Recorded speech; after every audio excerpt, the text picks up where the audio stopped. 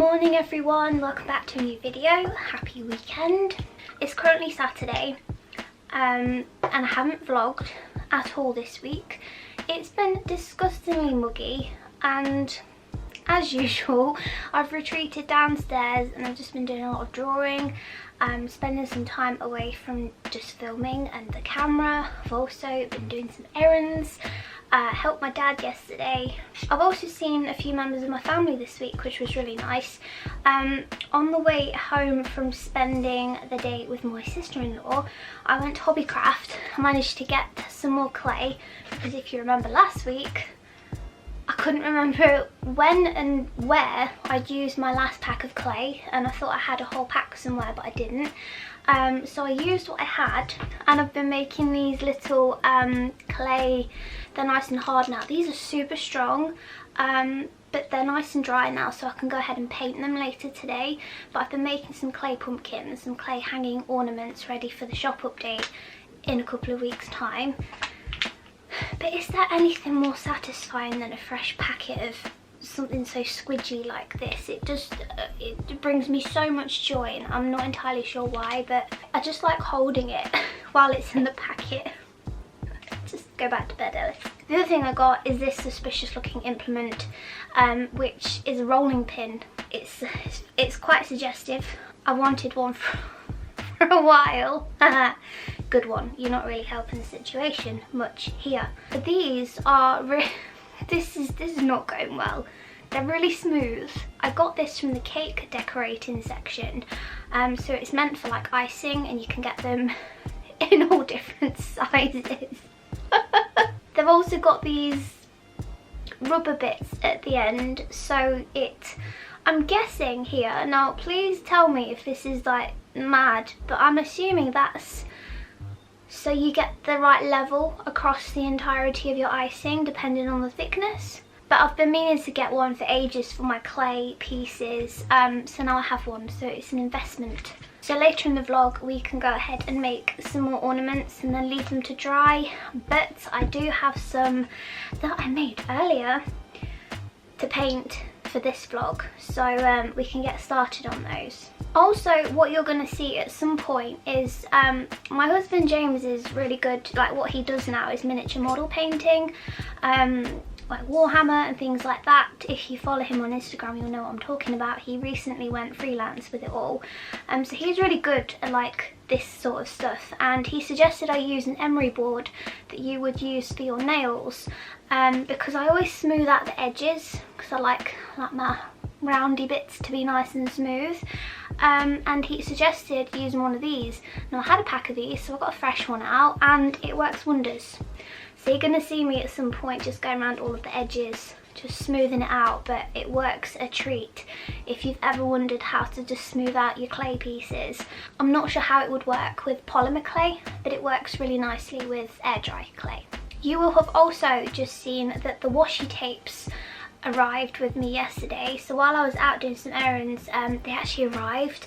So James took the order for me, and they're so pretty. I'm so happy with how they've turned out. So what I need to do today is also go through them all, check them all, make sure that they're all there and accounted for, and then that's one less product ticked off my list, ready for the shop update on the 24th of September. I will give you a close-up of those in just a moment because I'm really happy with them, and the colours have come out like really punchy, so I can't wait for you to see them. And yeah, without waffling for too much longer, because I've got a lot to do today, I also really need to give Custard a haircut because she looks like an absolute yeti at the moment. She has turned into the hairiest bear you ever did see. Vesper could also do with a haircut at some point in the near future, but he's not quite as desperate as Custard. Like, her eyebrows are now like starting to cover her eyes, and I keep like brushing them back out of her face, but she just needs a really good, I need to shave my schnauzer. In fact, it's probably worth saying earlier in the vlog, but tonight when this video goes live, I'm having a really big super sale on my Instagram stories. So what I'm doing is I have dug out so many enamel pins, wooden pins and stickers, and also some of the old designs of washi tapes. So If you like any of these ones, they are only going to be £2 each tomorrow evening over on Instagram when this video goes live. So if you want to pause the video and come back to it later once you've had a snoop at the sale, or have a snoop at the sale whilst you're watching the video, whether you can multitask like that, please let me know. I have to concentrate on one thing at a time. But yes, all of these ones for one night only are going to be super discounted, along with wooden pins, enamel pins, holographic stickers, and I believe some sticker sheets as well that I put aside. But yeah, I'll say that now just so you don't wait till you get to the end and you potentially miss things that you might have had your eye on for a while, because tomorrow is a great time. What is going on? Tomorrow's a great time to grab them if you are starting Christmas shopping. I hate uttering the word Christmas at this point in the year. Oh, you all know, if you've been here for years, which I know some of you have, every single year we go through this, and I'm like, it just feels so weird to be thinking about it, but you kind of have to.